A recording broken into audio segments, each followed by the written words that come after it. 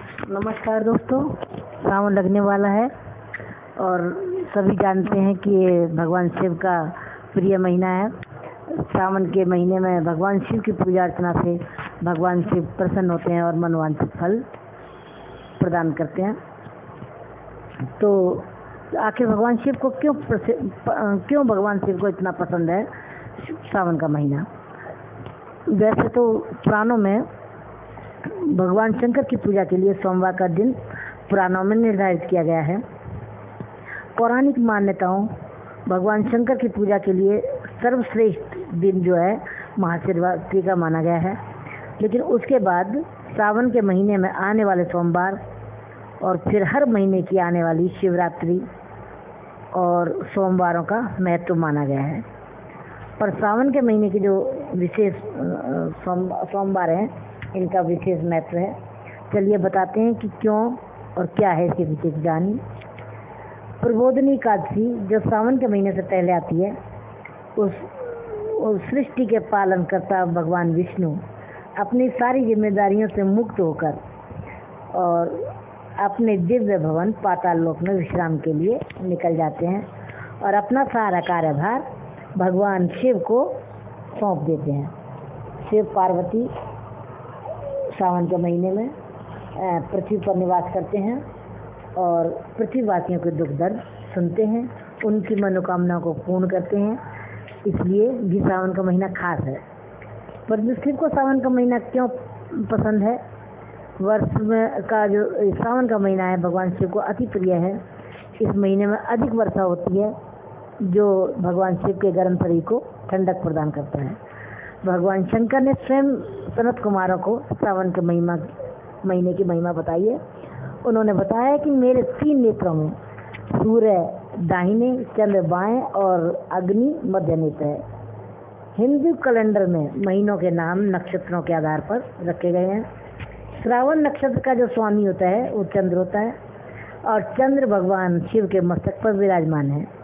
जब सूर्य कर्क राशि में प्रवेश करता है तब सावन का महीना प्रारंभ होता है और सूर्य गर्म है और चंद्रमा ठंडक प्रदान करता है, जिसके फलस्वरूप लोक कल्याण के लिए विष को ग्रहण करने वाले देवों के देव महादेवों को ठंडक और सुकून मिलता है। शायद इसी वजह से सावन का महीना भगवान शिव को बहुत प्रिय है। पुराणों की में एक और मान्यता है, पुराणों में और लिखा गया है कि धर्म ग्रंथों में सावन के महीने को विशेष इसलिए भी माना गया है कि इस महीने में देवी पार्वती ने शिव को पाने के लिए घोर तपस्या की थी। उनकी तपस्या से प्रसन्न होकर शिव ने उन्हें दर्शन भी इसी महीने में दिए थे।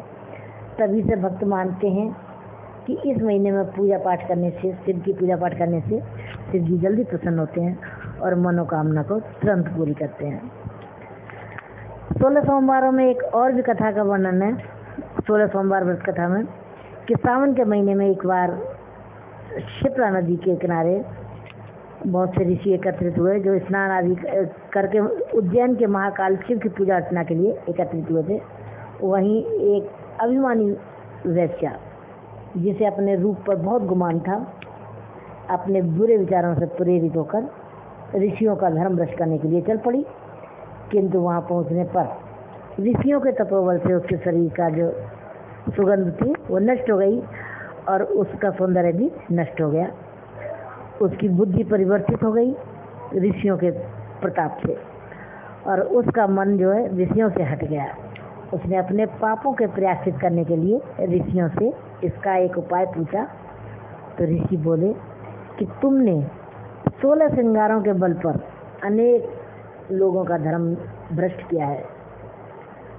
इस पाप से मुक्ति पाने के लिए तुम्हें 16 सोमवारों का व्रत करना पड़ेगा और काशी में निवास करो, शिव की पूजा अर्चना करो, अपने पापों की उनसे क्षमा मांगो।